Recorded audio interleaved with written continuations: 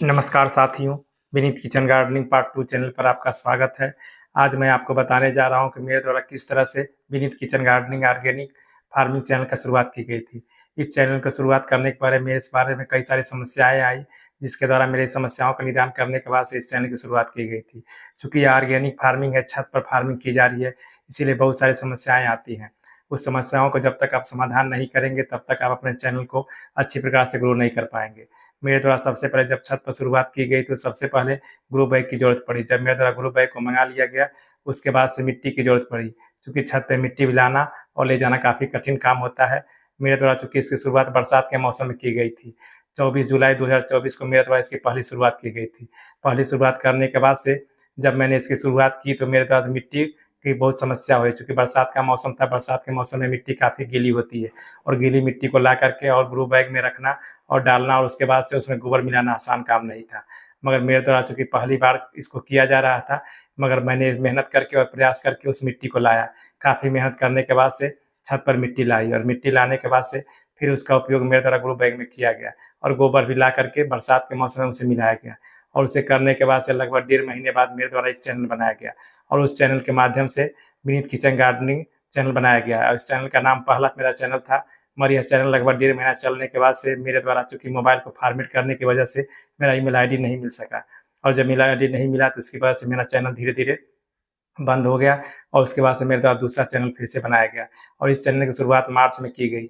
9 मार्च को इसकी शुरुआत की गई 2025 को और उसके बाद से यह चैनल मेरा लगातार चल रहा है।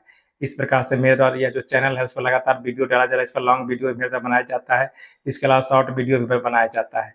चूँकि आप जानते हैं कि ऑर्गेनिक फार्मिंग में काफ़ी ज़्यादा मेहनत करना पड़ता है। इसके लिए आपको ऑर्गेनिक सारे जितने भी पदार्थ होते हैं, सबको आपको इकट्ठा करना पड़ता है। ऑर्गेनिक कीटनाशक के लिए, ऑर्गेनिक चीज़ें बनाने के लिए ये सारी चीज़ें आपको ऑर्गेनिक बाज़ार से लानी पड़ती है या कहीं न कहीं से आपको घरेलू सामान में मिल जाता है, जिसका उपयोग आप अपने पौधे में कर सकते हैं और यह आपके स्वास्थ्य के लिए काफ़ी लाभदायक होता है। इसके अलावा इसके जो फूल-फल आते हैं, वो काफ़ी स्वस्थ होते हैं और इसमें जो फल आते हैं, उसका स्वाद बाज़ार के फलों से स्वाद से काफ़ी अलग होता है।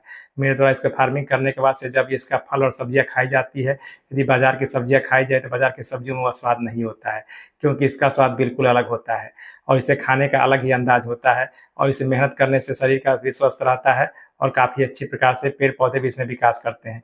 चूँकि पेड़-पौधे जब ऑर्गेनिक तरीके से आप फार्मिंग करेंगे, तो पेड़-पौधे की लाइफ़ काफ़ी अधिक दिन होती है और पेड़-पौधा काफ़ी अधिक दिन तक चलता है। इस प्रकार से आप देख रहे हैं कि मेरे द्वारा जितने भी पौधे लगाए गए हैं, वो ऑर्गेनिक तरीके से लगाए गए हैं और मेरे द्वारा बाज़ार का कोई भी कीटनाशक का उपयोग कभी नहीं किया जाता है। इसके अलावा बाज़ार से लाए गए किसी प्रकार के केमिकल का कभी नहीं उपयोग किया जाता है। ना ही मैं केमिकल कभी खरीदता हूँ, ना ही उसका इस्तेमाल करता हूँ। क्योंकि यदि केमिकल खरीदना रहता तो बाज़ार से सभी ला कर के आदमी खा सकता है, उसका उपयोग अपने पौधे में कर सकता है। इस प्रकार से मेरे द्वारा केवल गोबर का उपयोग किया जाता है, इसके अलावा वर्मी कंपोस्ट का उपयोग, ये सब जो है ये ऑर्गेनिक खाद होते हैं, जिसका उपयोग मिट्टी में मिला करके किया जाता है। इसके अलावा बहुत सारे जो बीज होते हैं मेरे द्वारा बाज़ार से मँगाए जाते हैं और कुछ बीज दूसरी जगह से भी ऑनलाइन मँगाए जाते हैं। उस बीज का उपयोग मेरे द्वारा पौधे में किया जाता है और आप देखते हैं कि मेरा पौधा बिल्कुल साफ-सुथरा और अच्छी प्रकार से बढ़ता है। अब तक जितनी बार भी मेरे द्वारा करेले को लगाया गया है या लौकी को लगाया गया है या कद्दू को लगाया गया है, सारे लगभग फल अच्छी प्रकार से दिए हैं। कोई भी पौधा ऐसा नहीं है जो फल नहीं दिया है, क्योंकि मैं जानता हूँ कि किस तरह से उसमें कौन-सा फर्टिलाइज़र किस समय डालना है, इस बात की आपको जानकारी होनी चाहिए। यदि आप ऑर्गेनिक फार्मिंग करते हैं, तो समय-समय पर यदि छत पे उस पर समय-समय पर कीटनाशक का या खाद का उपयोग नहीं करेंगे, तो आपके पौधे का विकास नहीं होगा। कुछ समय बढ़ने के बाद से आपका पौधा जो है फूल-फल नहीं देगा और खराब हो जाएगा। इसके अलावा छत पर फार्मिंग करते समय एक बात का आप ध्यान रखिए, बहुत सारे कीट उस पर लगते हैं। कीट से आप यदि बचाव कर ले जाएँगे, तो आपका पौधा काफ़ी अच्छी प्रकार से बढ़ जाएगा, क्योंकि छोटे पर कीट ज़्यादा लगते हैं। जब पौधा छोटा रहेगा, तो उसके पत्ते को खा जाएँगे, जिससे कि आपका पौधा खराब हो जाएगा। इस प्रकार से मेरे द्वारा जब शुरुआत में फार्मिंग की गई, तो धीरे-धीरे उसकी जानकारी मुझे बढ़ती गई और मेरे द्वारा और अधिक से अधिक पौधे को लगाया गया। पहली बार मेरे द्वारा कम पौधे को लगाया गया और दूसरी बार अधिक पौधे को लगाया गया। चूँकि आप जानते हैं कि जैसे-जैसे आपको जानकारी बढ़ती जाएगी, आपको अब विश्वास अपने आप पर होता जाएगा और आप अधिक से अधिक फूल-फल ला सकते हैं। इस प्रकार से आप में देखते हैं कि मेरे द्वारा जितने भी पौधे लगाए जाते हैं, बिल्कुल स्वस्थ रहते हैं, बिल्कुल हरे-भरे रहते हैं। उसमें किसी प्रकार के देखते नहीं है कि किसी प्रकार कीट का कोई अटैक रहता है। फिर भी मेरे पास काफ़ी कम समय रहता है।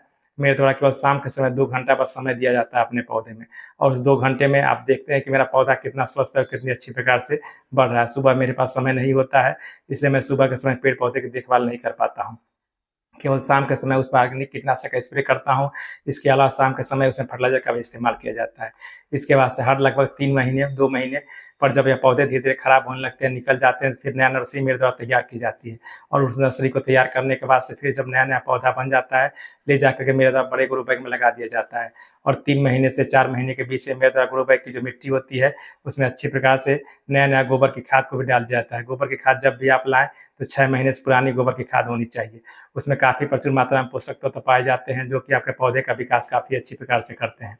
इस प्रकार से आप जितने मेरी वीडियो को लोग देख रहे हैं, उसको देखने के लिए आप सभी साथियों का बहुत-बहुत धन्यवाद। मेरे द्वारा जितने भी ग्रो बैग में फार्मिंग की जाती है, ऑर्गेनिक फार्मिंग, उसकी देखभाल केवल मेरे द्वारा अकेले ही की जाती है। इसके अलावा किसी का कोई सहयोग नहीं लिया जाता है। अकेले मेरे द्वारा गोबर लाया जाता है, अकेले मेरे द्वारा मिट्टी लाई जाती है। इसके अलावा अकेले मेरे द्वारा जो फर्टिलाइज़र होता है ऑर्गेनिक, उसे बनाया जाता है। बनाने के बाद से उसे एक डिब्बे में रखा जाता है और उस डिब्बे में उसका उपयोग जब-जब ज़रूरत पड़ती है, तब मेरे द्वारा पौधे में दिया जाता है। चूँकि इस प्रकार से बनाने में काफ़ी समय लगता है, इसलिए मेरे द्वारा पहले उसे बना कर के रख लिया जाता है। इसके अलावा आप जानते हैं सरसों की खली का भी उपयोग मेरे द्वारा किया जाता है। यह भी काफ़ी अच्छा फर्टिलाइज़र होता है, इसमें काफ़ी प्रचुर मात्रा में एनपीके पाया जाता है। इस प्रकार से यदि आप ऑर्गेनिक तरीके से फार्मिंग करेंगे, तो भी आपको ढेर सारे फल का उत्पादन होगा और मेरे द्वारा जो भी तरीके बताए जाते हैं, वह केवल ऑर्गेनिक तरीके होते हैं। इस प्रकार से साथियों आप देख रहे हैं कि मेरे द्वारा जितने भी फार्मिंग की जा रही है, वह फार्मिंग काफ़ी शुद्ध है और काफ़ी स्वस्थ और अच्छी प्रकार से सारे फल बढ़ रहे हैं। साथियों, मेरे द्वारा जब पहली बार विनीत किचन गार्डनिंग चैनल बनाया गया, तो उस समय काफ़ी सारी समस्याएँ हुई। शुरू-शुरू में समस्याएँ होने के बाद से धीरे-धीरे समस्याएँ कम होती जाती है, क्योंकि जैसे-जैसे आपको जानकारी होती जाएगी, समस्याएँ समाप्त होती जाएँगी। और उसके बाद से जब मेरा चैनल एक बार समाप्त हो गया, नवंबर में 1.5 महीना लगभग मेरे द्वारा चैनल चलाया गया था। उस चैनल पे लगभग 529 सब्सक्राइबर 1.5 महीने में हो गए थे। इसके अलावा उसमें लगभग वॉच टाइम भी काफ़ी अधिक पूरा हो चुका था। मगर मेरे द्वारा जब मोबाइल को फॉर्मेट कर दिया गया, उसके बाद से काफ़ी समय तक मेरा मेल रिकवर नहीं हुआ। और जब मेल रिकवर नहीं होगा, तो मेरे द्वारा उसको वीडियो बनाना बंद कर दिया गया। वीडियो मेरे द्वारा लगभग 29 नवंबर को लास्ट वीडियो डाला गया था, उसके बाद से वीडियो बनाना बंद कर दिए। उसके बाद से दिसंबर, जनवरी, फरवरी 3 साढ़े 3 महीना लगभग वीडियो नहीं बनाया गया। फिर से मेरे द्वारा नया चैनल बनाया गया 9 मार्च 2025 को और उस नया चैनल पे फिर से मेरे द्वारा वीडियो अपलोड करना शुरू कर दिया गया। उस चैनल का नाम था विनीत किचन गार्डनिंग पार्ट 2, जिसका नाम मैंने उसी पहले वाले चैनल की तरह ही उसका पार्ट 2 कर दिया, जिससे कि पहले वाले चैनल जो लोग देखते थे और दूसरे चैनल पर भी आसानी से आ सकें और उसे देख सकें। इस प्रकार से आप देख रहे हैं कि बहुत सारे लोग जो सब्सक्राइबर मेरे चैनल को देख रहे हैं, उसके लिए मैं उनको बहुत-बहुत धन्यवाद देता हूँ। साथियों, मैं अपने चैनल के माध्यम से आपको बताना चाहता हूँ कि कोई भी चीज़ें कठिन नहीं होती है, उसे केवल करने का आपके अंदर उसको उत्साह होना चाहिए कि मैं उस काम को कर सकता हूँ। मेरे भी द्वारा जब इसकी शुरुआत की गई थी, तो मुझे ये लगा कि काफ़ी मेहनत का काम है, चूँकि फार्मिंग आप जानते हैं सबसे कठिन काम होता है, फार्मिंग बहुत कम लोग करना चाहते हैं। इसीलिए फार्मिंग मेहनत का काम होने की वजह से इसको बहुत कम लोग देखते भी हैं। इस प्रकार से मेरे द्वारा भी ऑर्गेनिक फार्मिंग की जाती है और करने के अलावा उसमें काफ़ी मेहनत भी किया जाता है। यदि आप मेहनत नहीं करेंगे, तो उसका रिज़ल्ट काफ़ी अच्छा आपको नहीं मिलेगा, क्योंकि छत पर आप फार्मिंग कर रहे हैं, छत पर सबसे बड़ी समस्या होती है पानी की। यदि समय-समय पर आप उसमें पानी नहीं देंगे, धूप से पौधे को नहीं बचाएँगे, तो आपके पौधे जो हैं खराब हो जाते हैं। गर्मी के दिनों में सबसे अधिक आपको पानी की ज़रूरत पड़ती है और रोज़ शाम को डेली आपको कभी-कभार पानी देना पड़ता है, क्योंकि पानी नहीं देंगे, तो पौधे धीरे-धीरे सूख जाएँगे। इसके अलावा गर्मी के दिन में कभी-कभी ग्रीन नेट की ज़रूरत पड़ जाती है, क्योंकि धूप काफ़ी तेज़ होती है। अत्यधिक धूप होने के कारण जो आपके फल-फूल होते हैं, वो धीरे-धीरे सूखने लगते हैं और खराब हो जाते हैं। इसके अलावा बरसात के मौसम में भी काफ़ी सारी समस्याएँ होती हैं।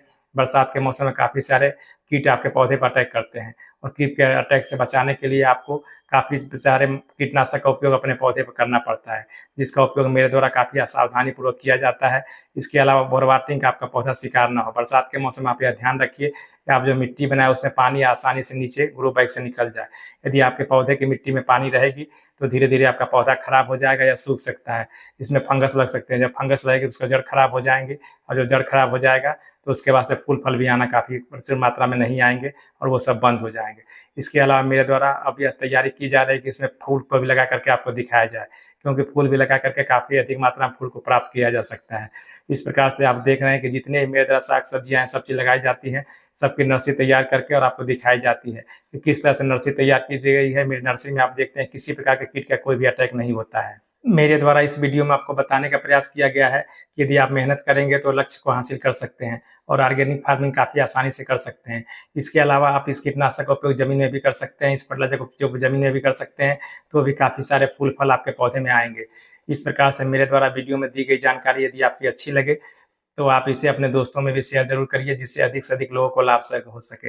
इसके अलावा यूट्यूब फैमिली, जिसके द्वारा मेरे चैनल का काफ़ी सपोर्ट किया गया है, उससे भी मैं आपको धन्यवाद देता हूँ। वीडियो देखने के लिए आप सभी साथियों को बहुत-बहुत धन्यवाद।